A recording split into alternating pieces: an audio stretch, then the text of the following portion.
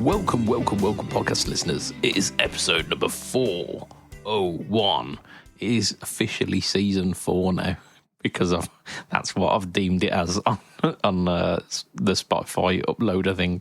So we're in season 4, whatever that means, of the Fret Talk podcast. You are here with your host, Mr. BudgetPedalChap. You are joined by Lee. No, you're not. It's been a full-on Lee-gasm for the past I don't know how many weeks, but we've got Matt. Hi, Matt. Hi, Matt. Way. Oh, it has been a while. Beautiful. Well, chef's kiss. Yes, like the classic lineup. This is classic lineup of Fret Talk is Budge and Matt. Like it is so nostalgic on like for Sunday mornings.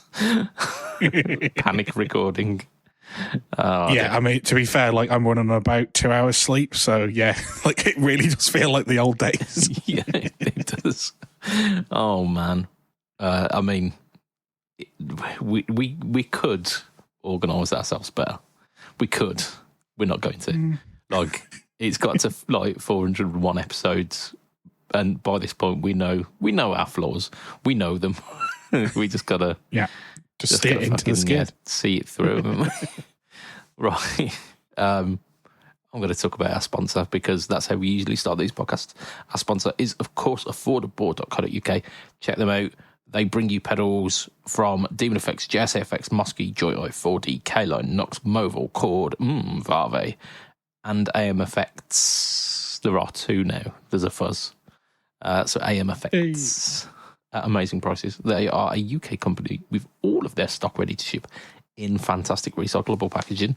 Check them out at affordable.co.uk. Big things coming with Affordable. I think he's made the pedal hub thing live, which is I'll wait for him to do like a proper announcement of that. But the logo is exactly what you would think.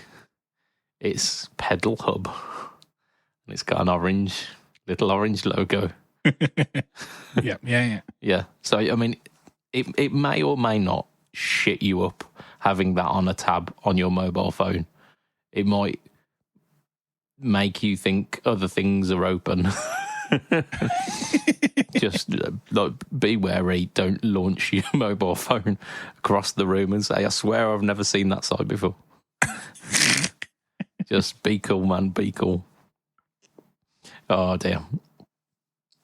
So yes, we start these podcasts with a bit of shit news, and traditionally, it's one of 2 companies.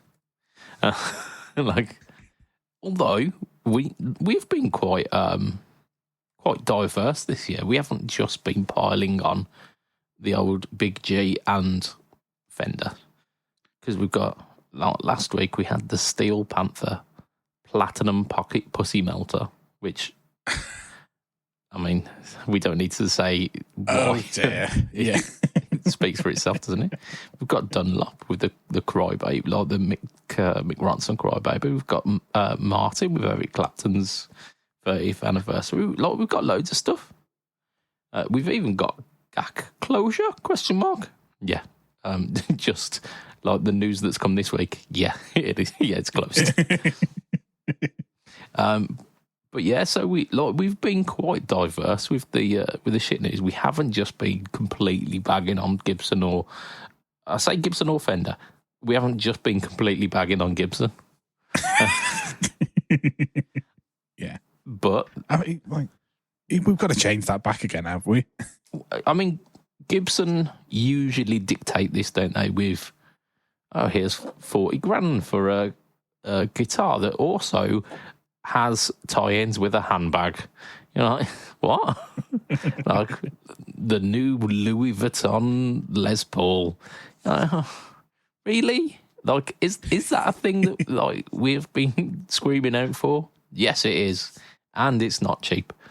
And like, or the Bugatti SG, like some mental shit like that, or here's a guitar that Slash has released that you've got to go there to collect.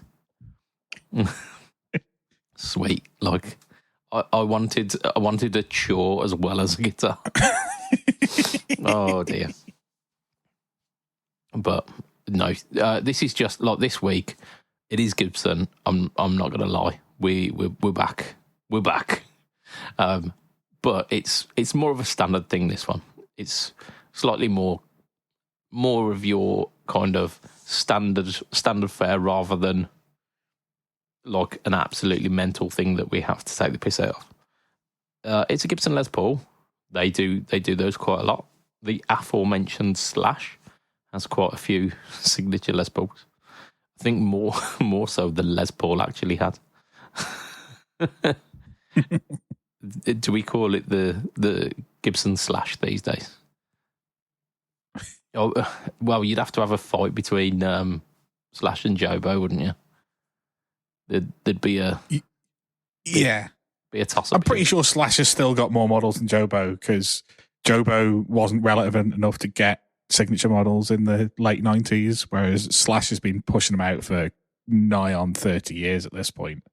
Yeah. Whereas Jobo didn't start getting relevant till about 2010. But he's definitely made up for lost time, hasn't he? Oh, he's definitely tried, but like Slash did. There was a period during this podcast where I'm pretty sure there was at least 2 Slash signatures a month. Yeah, definitely.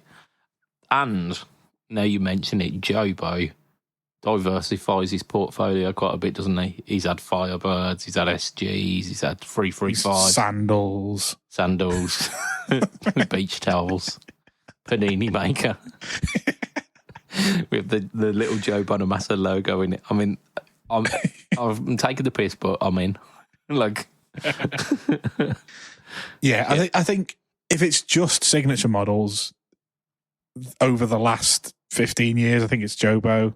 Yeah, but if it's Les Pauls, then it's Slash. Yeah, maybe we like split the difference and rather than it being called the Les Paul, it's called the Slash Bow these days. I mean, it's just a thought, Gibson. Yeah. Anyway, we're talking about another Les Paul signature, and it's not a Joe Bow, it's not a Slash. So there is that. It's also, by most accounts, not a fucking Les Paul either. But we'll get to that as well.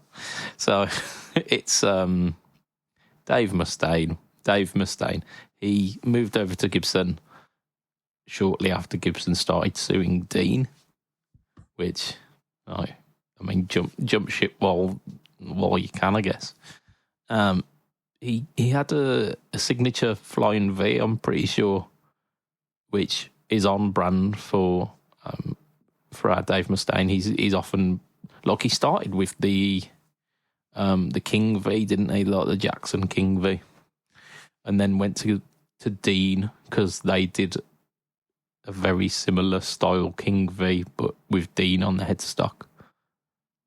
Which, I mean, it's a very pointy, symmetrical, like a Gibson, rather than the Rhodes V, which is kind of an offset V. But it's just pointy, like a very pointy version. Yeah. The Gibson one was just a standard Flying V, which is not pointy, like rounded corners. And now he's going for a signature Les Paul, which I don't associate in any way, shape or form with Dave Mustaine. I will be quite frank. But my problem is I associate Dave Mustaine with ranting in interviews more than I do with him playing a guitar. So I wouldn't be able, like, I've seen him play Explorers, I think I've seen him play Vs. Maybe I've seen him play Les Paul shaped guitars before, but most of the time I've seen him sat down ranting about how he wrote all Metallica's good songs. Well, he wrote quite a few of them, yeah. And I can't deny that. No, but yeah. However, yeah, it's about like a good 40 years after that was relevant. So maybe, like, I mean, if that was all he'd ever written, and like he was this bitter kind of like forgotten about relic of the 1980s, and was like, oh, I could have been something, but like I wrote all of these great shit. You could understand the hate and resentment a little bit more.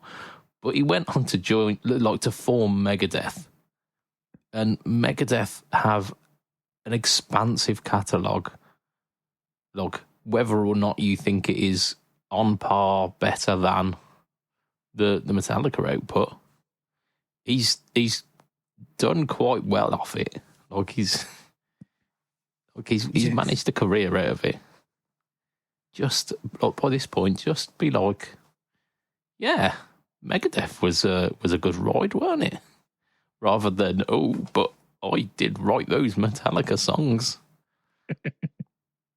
Yeah, I imagine like there's inside the pickup cavities for all of these, there's a little signature where it's just like a little quote. I actually wrote this one. Like, we could have been a lot bigger if. I imagine there's a little bit of that Mustaine flair in there. Just written inside the cavity at the back for the pots. Yeah. On the inside of the plastics. Yeah, it like a memoir of all of the regrets of Dave Mustaine. Beautiful. I mean, it might actually be worth getting one. It's in its early stages. There's been no official announcement, but Dave shared it on his socials. So I'm assuming someone said that he could. Like someone said, "No, that's fine to do." There are 4 of them. There's a look. Is it quilty black or is it just straight black? That it looks quilty, but I think that's because it's rested on a leather sofa. Yeah, I don't know. Let's see if I scroll down. No, that's still on a sofa. That's him holding a flying V with an Explorer headstock. What? Yeah. So there's like a tobacco burst one, a black one. It may or may not be quilty, like a kind of faded blackish purple, almost like a denim burst kind of thing. And then there's a gold top. They all have those horrendous Steen inlays, which are kind of like a set of wings, isn't it? Kind of like almost like 2 triangles. Yeah, it's. I don't get it. It's like a badly done Gretsch copy. Oh yeah. They're like weird. They're like different shape. Like, why do you want your triangles with the wide bits at the fretboard edge and come into nothing in the middle? Like, yeah, I don't like it. Yeah, pointing to it like the 3, 5, 7. It's not. It's like the 4, 6, 8. Like all of the is like G sharp. Yeah. But yeah, that's why it's annoying, because it's pointing at the next fret. Like, that's why it's annoying to me. Yeah. Look, visually, you nailed it there. Like, visually, it's like, here is the 4th fret, here is the 6th. Yeah. Who don't care? Unless you tune down half a step and it's actually pointing towards all of the whole notes, then like it's just it's a bit of a waste, isn't it? It's a relic left over from the time at Dean, and I believe it's like that because it looks like the Dean Wings logo. But yeah, it's not the greatest inlay. But he's also put 24 fucking frets on this thing, which on a Les Paul is a crime. It's a crime. It really is, because there's absolutely zero space between the end of the fretboard and the pickup, like the neck pickup. Like, it's the pickup surround looks like it's underneath an overhung bit of 24th fret. Yeah, or they've just kind of cut that bit out and it's like 3/4 of a pickup surround. Yeah, I don't like it at all. I really don't.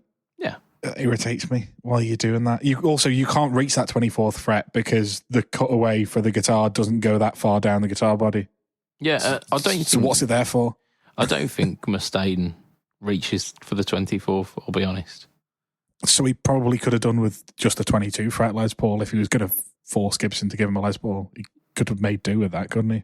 Oh yeah. I don't think he's the only person to have 24 frets on Les Paul. But if you are gonna insist on having a 24 fret Les Paul, just grow up, basically. Learn how to bend a fucking step. Yeah, like Gary Moore did it.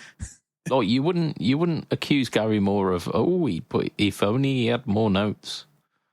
And he bent the shit out of those notes, and he weren't playing like wimpy strings either. He was playing a decent gauge string, and he had massive shovel hands and could absolutely wring the shit out of those notes. But that's Gary Moore, isn't it? Dave Mustaine is no Gary Moore. But yeah, it's a thing. There's no price on them just yet. But the Flying V is just over $2,000. So 3.5 maybe.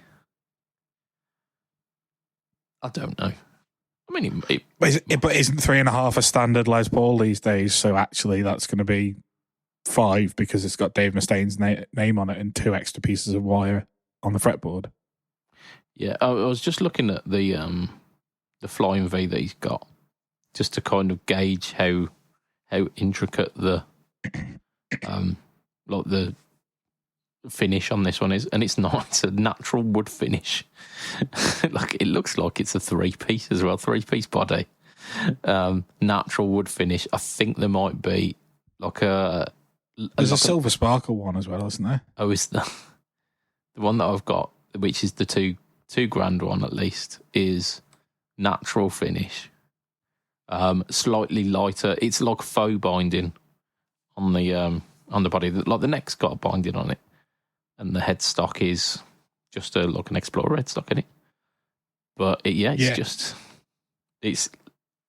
if there was a Flying V Studio, this is what it would look like, or like a Flying V Special or Junior. It would look like this, because it's just like very flat, very uninspiring finish. Yeah. So if that's anything to go by, you're probably right with $5,000 for the Les Paul, because they've got all of the binding, they've got the fancy finishes, the flamey tops as well. Yeah. Like I say, I think given that the higher end of your standard line Les Pauls are $3,500 these days. I don't think it's a standard. They've got weird names for modern premium plus or whatever they call it these days. But yeah, that's reaching on for 3.5. So yeah, you've got to add at least £1,500 on, because it's old Davies signature. Yeah, I'm sure they've licensed the fretboard inlays from Dean, because otherwise they wouldn't be playing authentic. No, they've crushed Dean with their litigious powers, haven't they? Right, yeah, we're having our body shapes back. While we're here, we're having those inlays. So, well, I mean, but that is the shit news for this week. We've got no price on it, but it's probably going to be more than it should be. Right. Going back to our thingy, we'll talk about some stuff that we've done this week. Matt, you've got Screaming at Technology, so yeah. Yeah. Not much of an update. It's just the reason I've been gone for 4 or 5 weeks, whatever it is because my computer likes to blue screen of death for no reason. And I took it to a tech and he was like, oh, it's all fixed. And then it blue screen of death again. And then he's like, okay, try reinstalling Windows, which I did. Which when I uninstalled Windows, it was Windows 10. And when I reinstalled Windows, it was Windows 11. So that was weird. It just randomly moved on a generation because I'd reinstalled it.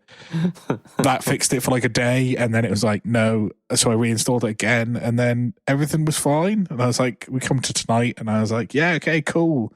And I turned my computer on, and then left the room to go for a wee, and it was blue screening of deathing when I came back in. And then I was like, okay, well, try again, set things up, and it just computers are a nightmare, and I don't know. Nobody can work out why. It's been to a tech a couple of times, and he can't replicate the issue at his end to work out where the issue is. Yeah.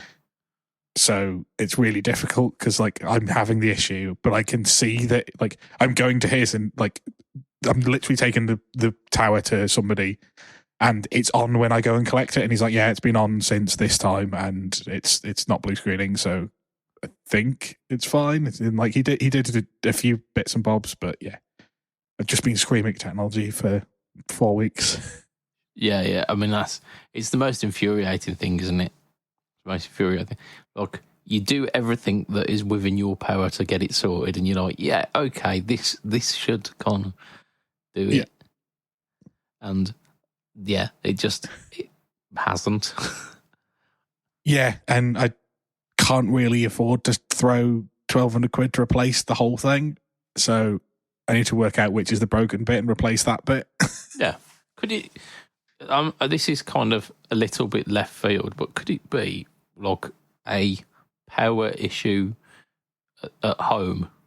If it's not doing it anywhere, is there a potential that there's something within the power, like the power lines in your, like the electrics in your house, that's like tripping it ever so slightly, or like giving it a tiny little surge?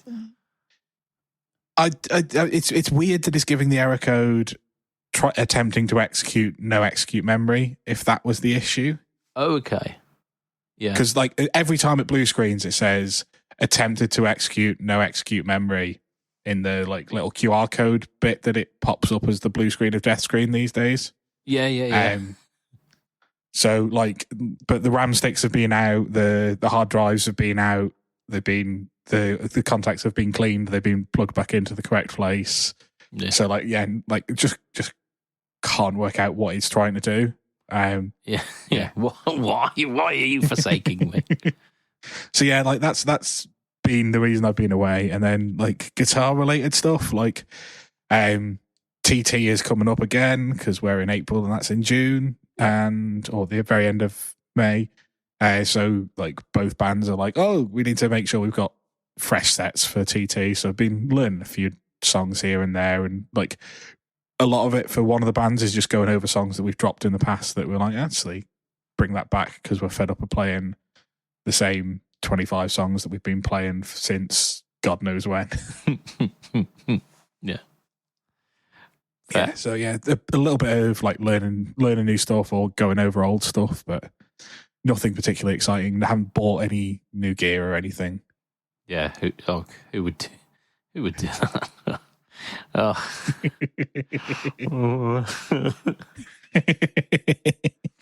No, I'm saying nothing. Yeah, I've been quite itching to get back on the whole band thing. I went to a wedding last week, and there were like the band. They weren't like as individual members. Like the singers were good, but like the individual members weren't particularly like virtuosic on their instruments, but were all really solid. Yeah, and they had like 3 singers, so they covered like a massive repertoire of like. They did 3 sets as well, fucking immense. Yeah, but like watching that, I was like, fuck yeah, I kind of want to do that again. Get back to it. But it requires getting off my arse, doesn't it, I suppose? Yeah, I mean, you have got to like find people who will play, unless you want to be a one-man band. Fuck that noise. That is a lot of pressure on my shoulders. Yeah, I completely agree with you. But yeah, then you're going to have to like find other people to play with that aren't arseholes, and that's definitely the biggest barrier to being in a band. Yeah. Once you get kind of past 30, it's finding the people who aren't who are available, because you can find like wicked musicians, but then we can practice Tuesday. Which Tuesday? Only one this year. Like, That's when I'm available. I can carve out a Tuesday once in February, and then that's it. That's our practice. Woo! Or you get like abundantly available ones who are perhaps not the most reliable in terms of their personality. Yeah, like I don't know. I've had some difficulties with bands over the time, but like you tend to find there are definitely some people who are compatible with you. It it takes a bit of looking, doesn't it? I mean, I fell into the last one. I kind of got pulled in as a dep based on like having known some people from time ago. It was just like, oh yeah, you can play. We're in a really sticky situation. We need a guitarist. Can you do it? I was like, yeah, go on, I'll do it. And then just didn't Really stop enjoyed it. doing it. Yeah. Yeah. Well, it was a case of like, oh, we've got you for this one gig because it's like a pre-Christmas one. It's a big event. Like there'll be loads of people there. It'll be a good laugh, and like you'll get a bit of cash for it. So I was like, yeah, cool. And then because I'd learnt the set, they were like, cool, we've got one more. Like, we could turn it down, but if you're okay, if you're okay to do it, like we'll do exactly what we did last time. I was like, yeah, I've learnt the set, I might as well. And then it was, we found a replacement guitarist, and then like about 2 weeks later, the replacement guitarist is a massive fucking chauvinist and pissed off both of the singers. So that ain't working. Like, okay, I'll step in. And then it was just a case of, it's easier if I just stay here, innit? Like, yeah, okay. Would you mind? Yeah. So I fell into that one, but they, like I say, they were all. It was like a set-up band unit, so I kind of slotted into them, and they were sound. So yeah, it wasn't problematic. I think that's probably where I need to go with it, is find an already established setup that needs a guitarist, but a guitarist that only wants to play maybe like twice a month. It's tough. I'm a bit of a Goldilocks for band situations. I mean, I've considered like maybe just finding out some local open mic nights and like getting up and jamming a few songs with some people, but like we'll see. I'm a really busy man as well. Like, no, the more the channel gets like becomes popular, the more people and companies go, oh yeah, we'd really like to collaborate with you. By collaborate with you, it means you do loads of stuff. Yeah. Like, we won't do stuff. Like, we'll send you something, but essentially we'll make you work a lot.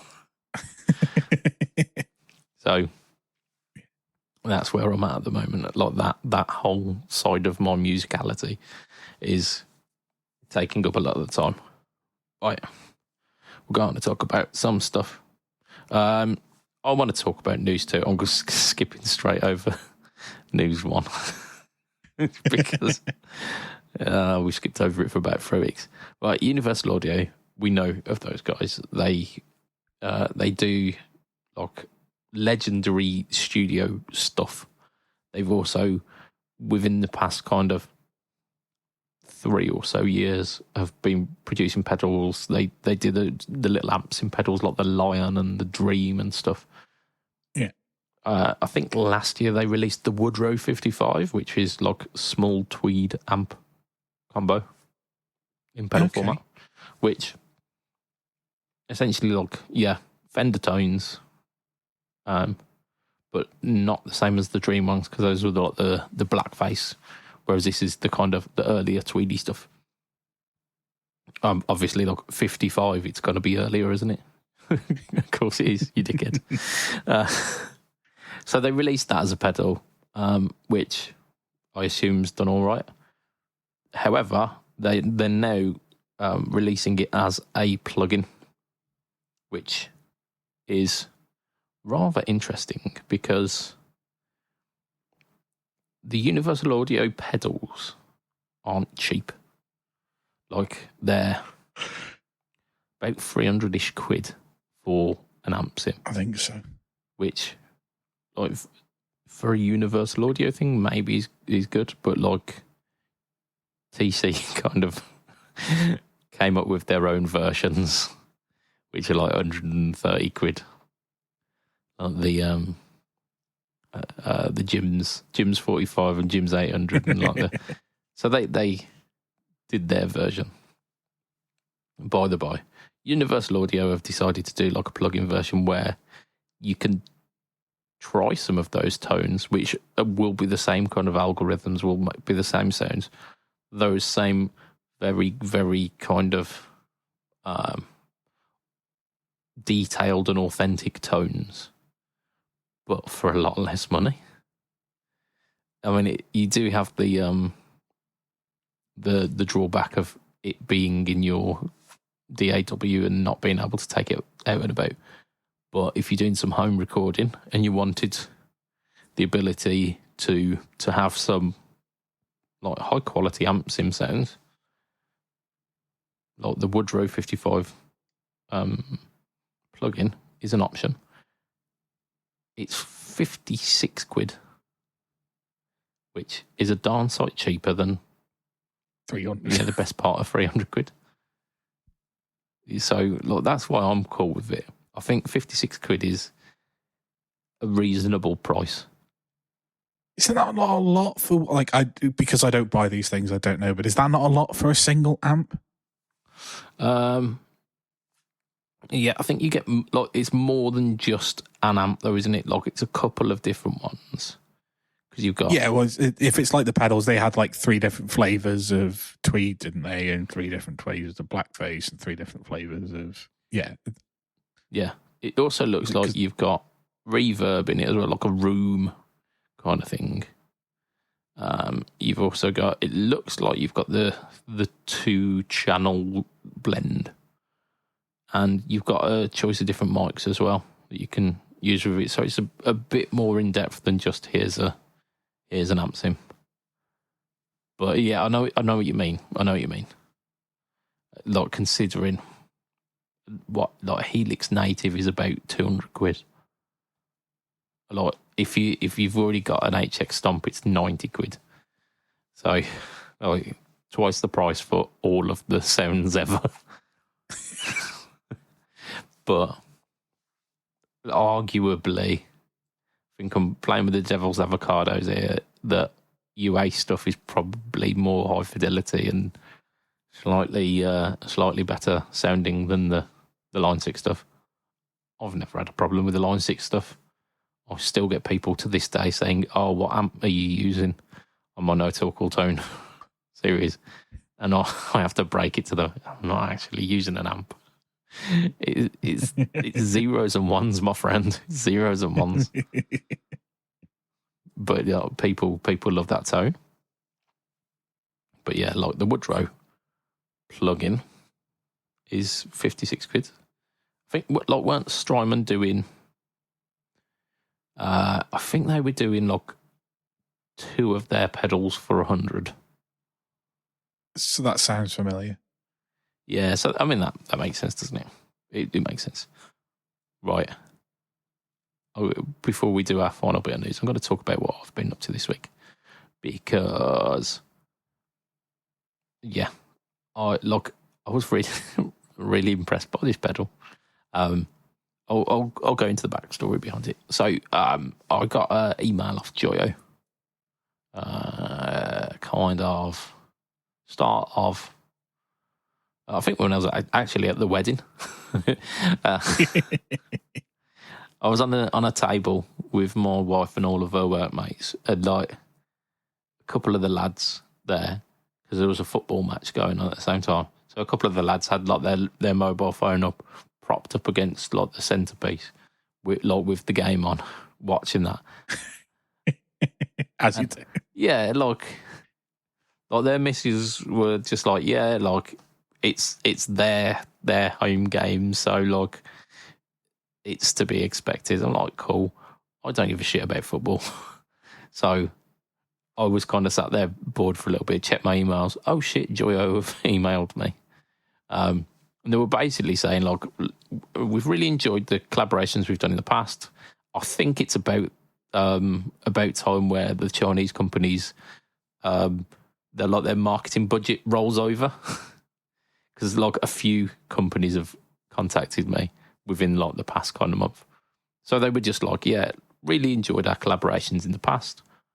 What do you want to demo next, basically? So because the Chase Bliss King of Tone bonus, I think it's called the Brothers AM, came out, I was like, yeah, I'll do the Joyo King of Tone, because like cheap alternative, maybe there's people searching for that. It might ride that wave of hype. So I went with that, and I've also gone with another pedal, which and I'm really sorry, Lee, because the only other video that I've ever seen of this pedal is called the Zip Amp, and it's in the R series. It's like overdrive and compressor, and the only other video that I've seen of this is Lee's on Pedal Balls of Doom, and it's done pretty well because it is the only video of this this pedal. So you're here to steal the views for your own channel. Yeah. But it's like, it was one of the R series that I've not tried, and it's the kind of thing that really like does like it hits the points for me. It's like an overdrive that also has a compressor built in. I've run a compressor always on, so like if I've got an overdrive that's got a compressor built in, then like job's done, isn't it, basically? So I'll have a listen to that one. But I posted up on one of the days. I can't even remember. I don't even know what day it is now. I posted up on Instagram basically when I received this King of Tone thing, and just saying like, with the release of the Chase Bliss Brothers, here's a lot of possible alternative for people on a budget. And one dude was like so enthusiastic on, I think it was on Insta, and was just like, oh my God, I've been waiting for like a proper demo of this pedal for so long. Please, please, please, can you get this this demoed soon? Because I wanna know whether it's worth it. So it's like that meme where it's like Godzilla posting like one like and I will wreck Tokyo, and then there's like a like underneath Godzilla. So say no more. So it felt like that. I was just like the one guy was super enthusiastic, and I'm like, you know what, I'm gonna make this guy's day. So I put it to the top of the pile and rushed it through, and my God, it's good. It's like I like mid pushy overdrives with strats, because they sound like they do that, like they do the mid hump and the strats do the mid scoop. So because of that, it evens out and you get a really thick full sound. I was going to say, it makes a Strat have some balls, doesn't it? It does, yeah. Like it just kind of fixes the inherent flaw with Strat pickups. Which, yeah. But it makes. But you said Strat pickups are sorry, you've been telling me for 8 years now that Strat pickups are perfect. There's a caveat with that, and you know this. The caveat is when you shove a tube screamer in front of them, or like whichever, or use them properly. Yeah, whichever flavour of like mid hump overdrive you want. Blues breakers are a little bit kinder than a tube screamer. Tube screamer is basically gramophone, isn't it? It's just force everything through like a really honky mid range, and that's what you get. Whereas the blues breakers it's a lot more full range and allows you to kind of dial in some of that top end presence as well. So there's always a mid push in it, but it allows you to kind of sweep in a little bit more of that top end presence, so you can get almost blues drivery. So it's quite nice. I like that. And then of course having both sides where you've got 3 different options there are like 2 clipping modes, and you can have clipping mode 1 on, clipping mode 2 on, or clipping mode 1 and 2 on. Well, you can have both clipping modes off and have it as like a cleaner boost as well, which like amazing. But it basically gives you the option that a King of Tone would give you, like an overdrive, like boost, overdrive, and then higher gain.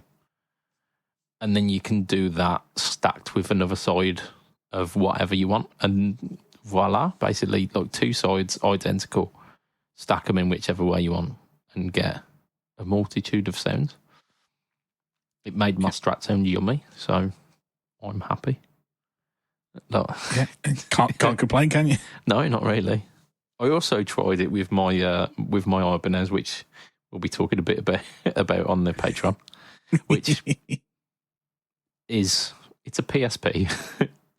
No, it's not a Sony handheld console from the 2000s ish. It was about like 2010, I think, isn't it? Something like that. No, that's the Vita. The Vita's 2010. The PSP was like 2003.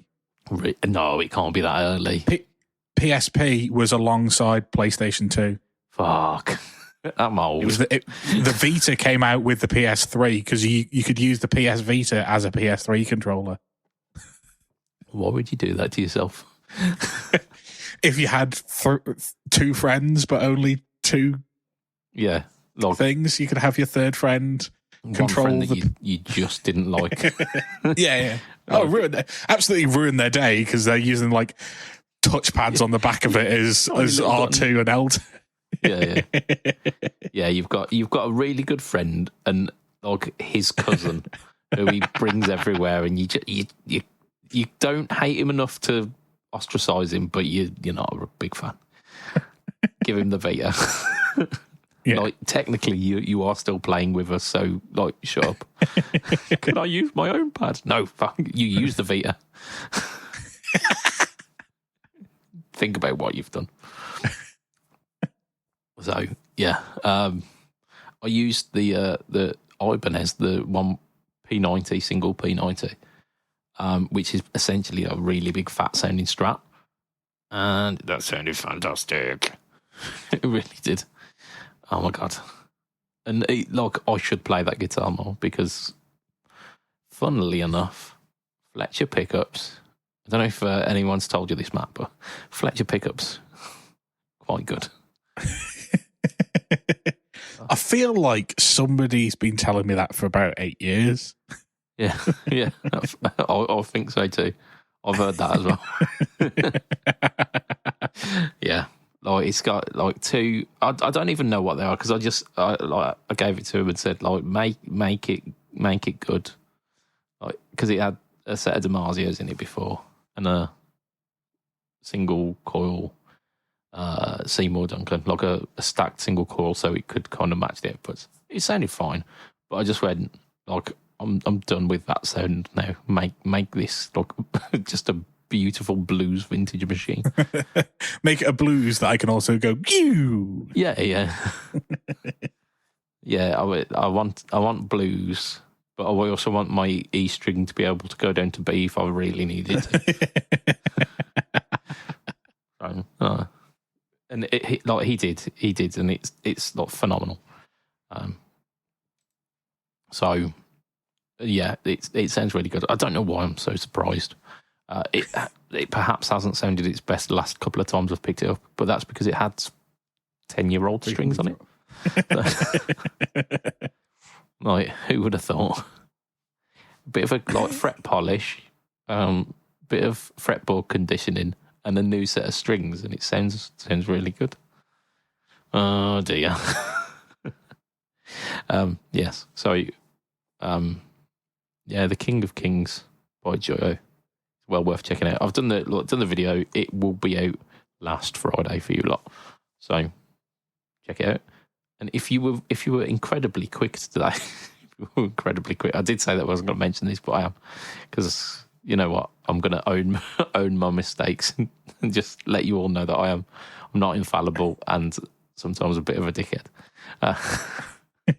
I made a members only video for the BudgetPedalChap channel, which I tend to every month or so, just like a kind of update of how the channel's going, like what new stuff's coming out so I can kind of give back to the members, the people who are like really, really inner circle supporting the channel, giving them a bit of a heads up. So I did that. I set it to release tonight, but rather than setting it as members only, I set it to release as an actual video. So, of course you did. Yeah, at 6 o'clock, it was just like, everyone, come check this members video. And I realised once it had got 28 views, and I realised I don't have 28 members. So, Ooh. Oops. Yeah. It's now, look, if you go to it now, you won't be able to see it unless you are a channel member. So that has been rectified. But I did a dickhead, which is not all that uncommon for me, is it? I mean, we've all been there. We've all done something stupid. Yeah. Yeah, I mean, my 20s were full of that. Say no more. Oh, dear. Right, final bit of news, I reckon. No, we might have room for two. You know what? We've got about 10 minutes. It depends. It depends how interesting these bits of news are. You know what? We're going to go for a double whammy. We're going to go for news 3 and 4 because I don't think either of them particularly meaty bits of news. First one, we go with number 3, which is Schecter. Oh, what are you doing, Schecter? Schecter, for a while, were showing some real promise. They were doing like the PT, they were doing the Nick Johnson, and they're still doing them. But like that was at the forefront of their thing. They were like really maturing and growing up.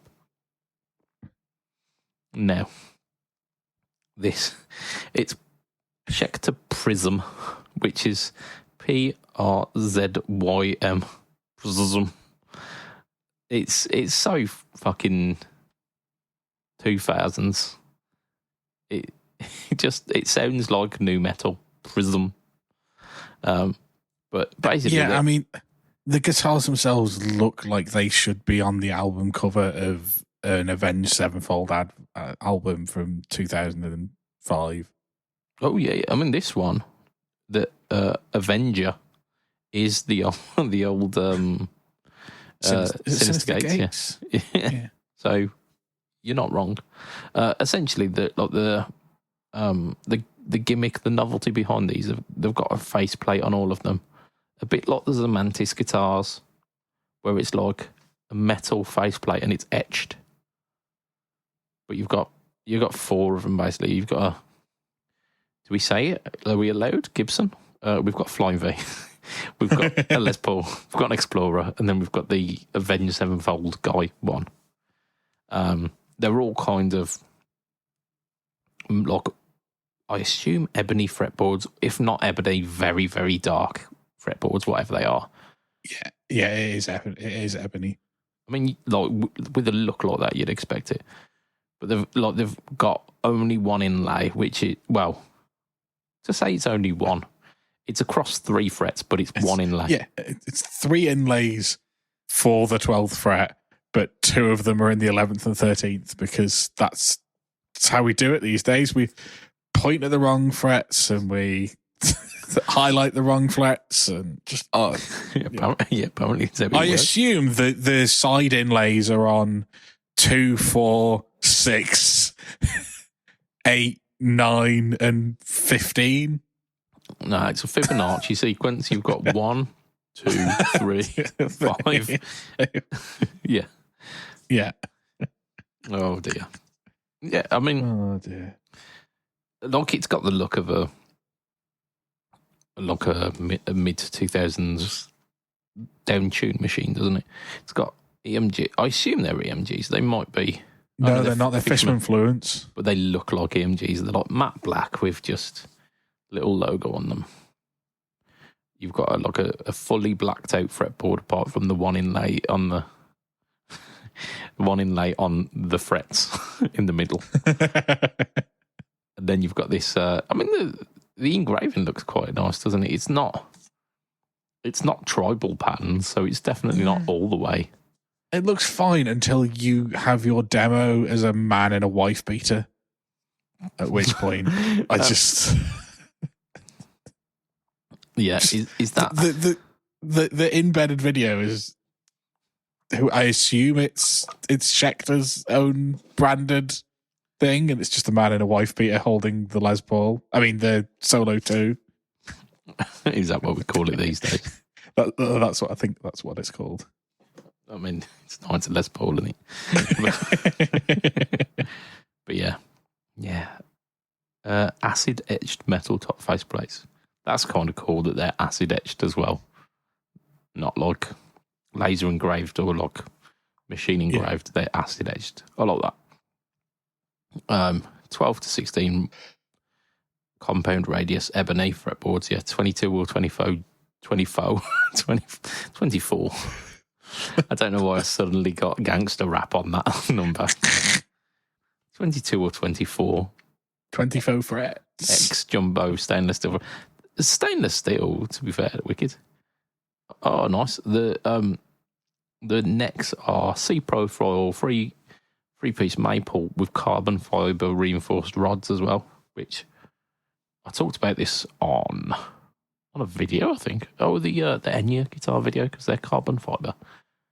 And the companies that do or did that are Parker Guitars, which I don't think exist anymore, but were like extremely, how do you put it, like high tier, top shelf instruments. They were pricey. And then Vigier, which again, very, very pricey instruments.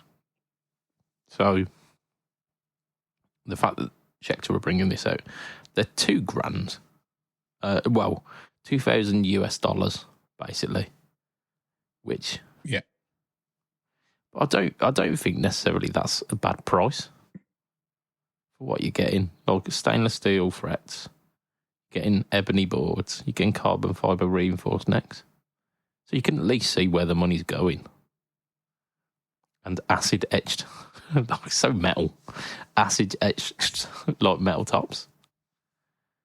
It's just a shame that they do look like they've been pulled directly out of, like you say, like an Avenged Sevenfold music video. Yeah, but not even like a current day one, like a 2005. Like this looks like it was probably an album cover in 2005. Yeah, like you wouldn't be surprised if like Sinister Gates and whatever his name was, Zaki Vengeance, were playing like a pair of these with a shirt that had like the same pattern on it. Yeah. Or like, I don't know, like, what did they used to do? Maybe like a blazer jacket that had the lapels with that pattern on it. Something classy with like a red little neckerchief, but underneath a wife beater. Because like you've got to keep it rock and roll somehow, haven't you? Yeah. Like, you can picture that, can't you? You can picture that. Yeah, like, nothing you said was wrong. I mean, it weren't. I mean, it was. Yeah. It was definitely wrong, but also it was not wrong. Yeah, it weren't incorrect, was it? It weren't incorrect. It's exactly how that would have gone down. Right, yeah, we've got time. We're going to talk about a bit of news that has fallen off for about 4 weeks. It was, there we go, March 20th was when this was reported on, so almost exactly a month to this day. Fender Player 2 Advanced Series guitars are exclusive at Andertons. They are all words. Yeah. So Player 2 is like it's not like the Professional is the top end, isn't it? Professional's like the American one. So yeah, it's American Pro. Yeah, so this must be like the Mexican line. But they're doing an advanced series, this is the exclusive to Andertons. They are, they're an interesting look, aren't they? They look a bit like the Squier Contemporary series. It's got that kind of vibe to it. But yeah, I mean, I don't hate the look. I don't think it looks particularly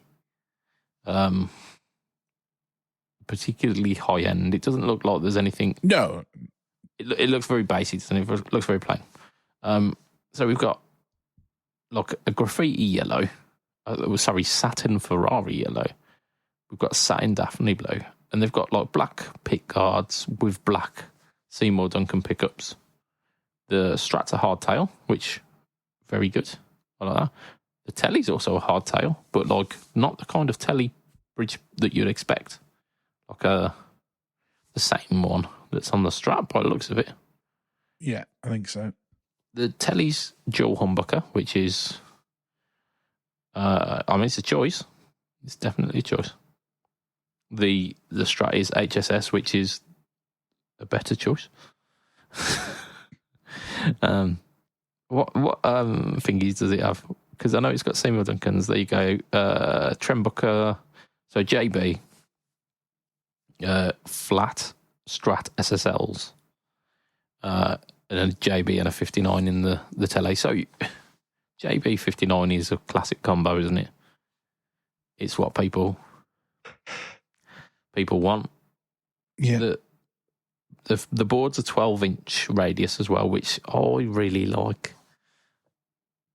Oh yeah. Also ebony as well. It's ebony board, which I really like. I don't like Daphne blue. I'd only want the Strat. I don't like Daphne blue. I think it's just a bit of a naff colour, and also like they look like they don't know what they want to be because they look like they're trying to be a traditional Strat, but also metal at the same time, and they just kind of haven't hit either universe. Yeah, I'd say it falls somewhere between kind of like modern rock, doesn't it? Because it's not metal enough to be metal, because it is. Yeah. It's a Strat with a fat 70s headstock, so it's definitely not metal. But it's also not rocking. Like, it's not classic enough to be classic either. So, like, it's it's just sitting in no man's land. Yeah, like if you saw someone like a Biffy Clyro or someone like that playing one of these, you'd go, yeah, that makes sense. I say modern; they're probably like 20 years out of. The public. I think they're still going. Are they not one of the headliners at Download this year? Yeah, I mean, they might still be going. I mean, that album was like 2011, wasn't it? That good album of theirs? Like the Only Revolution. Only Revolution. No, that's got to be earlier than that, surely. I reckon it's either 2010 or 2011. I think it's probably 2007. The Revolutions. Go on, what are we saying? Is not just an album. Yeah. Go on. Put us out of misery. I'm 2000 November 2009. Oh, okay. Okay, you were closer. It's only the reason you're confused is because Mountains came out like 2 years before, but wasn't on any album, and they stuck it on this to sell the record. Yeah, it worked. Yeah, so the famous song wasn't even actually from the album; it was a single of his own, like at least a year, if not 2 years earlier. Yeah, but they had the Captain as well from that one, didn't they? There were a lot of big hits. Yeah, Bubbles was on that one as well. Many a Horror as well, isn't it? Yeah, yeah. Which then Matt Cardle did a cover of. Yeah, but he changed the name as well, didn't he? He called it When We Collide. Yeah. Well, I assume he probably didn't have a great deal of say. Well, yeah, no, he probably... Yeah. Yeah. His version was a bit wet compared to the original for me. It was. Love me some Only Revolutions. Not so much Matt Cardle. Sorry, Matt. Yeah, so we've got a black telly as well. Like they're a bit of a muchness, aren't they? Like, I'm sure they'll probably sell. Andertons know more about their market than I do. So, I mean, I don't think you need to know that the market to know that an ebony board HSS Strat is going to sell. I think, like, as much as the aesthetic's not really for either of us, there'll be plenty of people snap that up in a heartbeat. Yeah, I think if it just adds different pickup covers, like, just something to make it pop a little bit more. just I don't like the black pickup covers on black guard aesthetic. Just not. No, not on a Strat. It can work on other guitars. It certainly doesn't work here. Yeah, like I say, for me, white pickups covers, put some more classic pickups in it, and I'd absolutely snap them up if it wasn't for the fact that it's Daphne Blue. Just give us more than one colour on the Strat. Please. If they gave us more than one colour on the Strat, I'd literally buy it and replace the pickups, because ebony board I much prefer. The hardtail, you fixed most of the problems with the Strat there. Yeah. To be fair though, the pickups probably aren't going to be too bad. It's like a JB in the bridge and 2 custom flat SSL single core. Are they not going to be a little bit hotter than a vintage pickup though? Only slightly. I don't think it's going to be like tearing your head off kind of. Yeah, but if I've got to change the covers for them anyway, you might as well go the whole. I might as well have some Fletchers. Oh, now you're talking my language. Yeah, I'd be tempted to change the hardware off it as well. Well, yeah, chrome. Oh yeah, it's Mexican. It's Mexican, isn't it? So yeah, look, I don't like the black bridge, the black tuning pegs. Yeah, so I'd really enjoy this guitar if I changed pretty much everything about it. Yeah, I mean, I want to change the colour as well, so I need to sand it back. I think it might be cheaper just to buy something a little bit more suitable. Yeah, you might be right there. I mean, it's a month out of date anyway. This news, they're probably sold out by this point. So, then what a place to wrap it up. Here you go. We're bringing you all of the freshest news from a month ago. Oh dear. Right. So that's us for this week. I'm going to extend a thank you to you viewers, listeners. Not viewers. Like me and Matt can see each other. This comes out as a podcast. So I'm going to extend a thank you to you for making it to the end of the podcast. I'm going to extend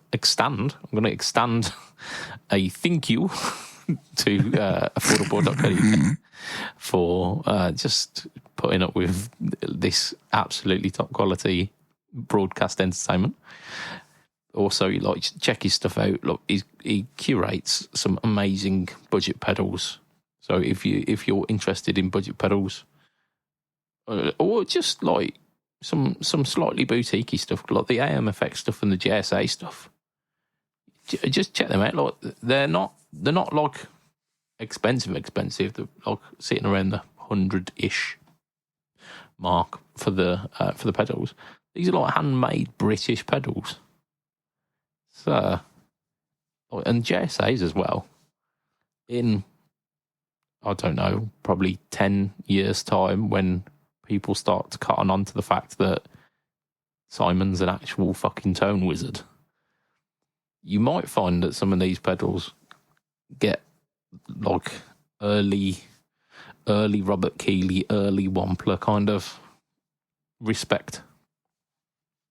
That kind of vibe. So it could be an investment. I'm going to extend a thank you to our Patreon backers, who are amazing, and for as little as $2 a month.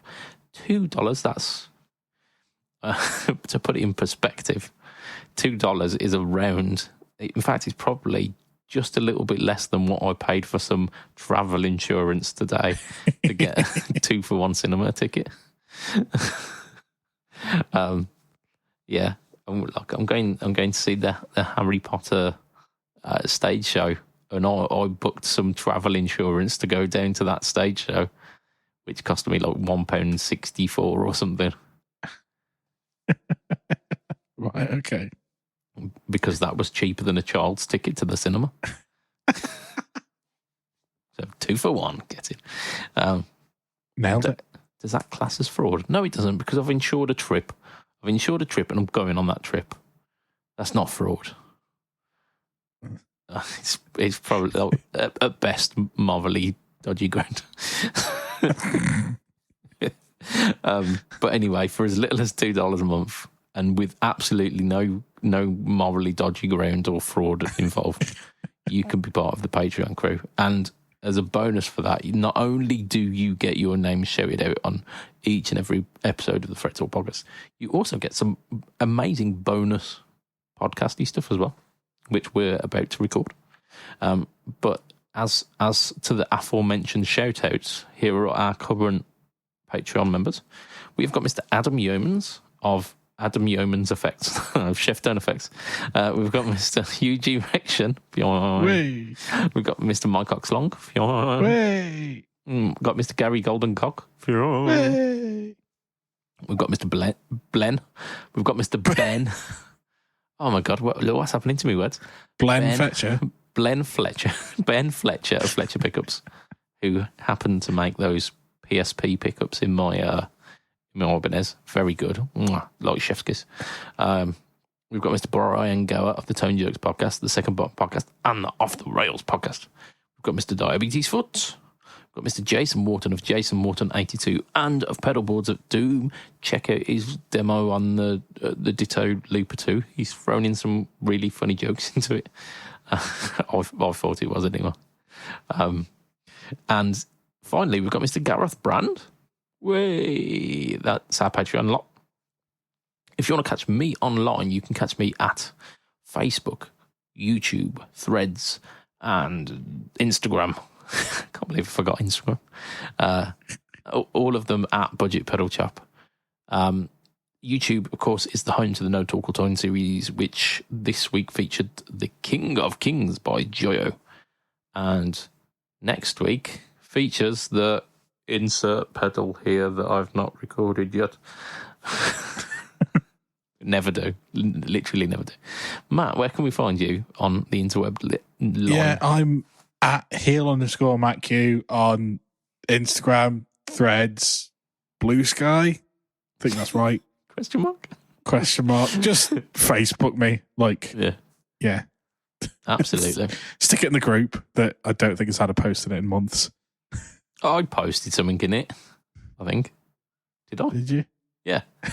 I definitely posted something in it. Maybe. I don't know. We're activate the group, start talking. So anyway, from myself, Mr. Budget Pedal Chap, from Matt. Say bye, Matt. Bye, Matt. I was going to say Matt. You're not that guy.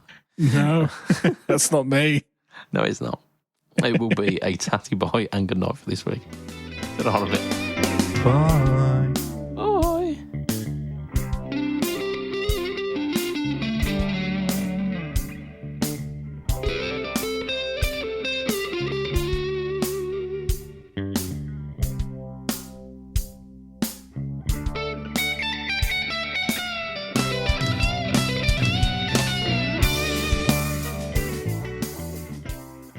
So, what did Mario say when he broke up with Princess Peach?